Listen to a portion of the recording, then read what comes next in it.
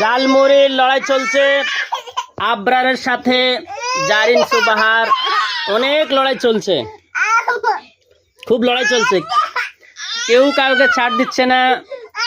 আবরার খুব লড়াই করতেছে, কানতেছে আর গাবলা টানতেছে। দেখেন কি অবস্থা, কি অবস্থা। এবার আমরা দেখতে পাচ্ছি জারিন সুবাহ খুব লড়াই করতেছে, কেউ কাউকে ছাড় দিচ্ছে না। দেখা যাবে কে জিতে কে হারে, দুজনের মধ্যেই লড়াই চলতেছে।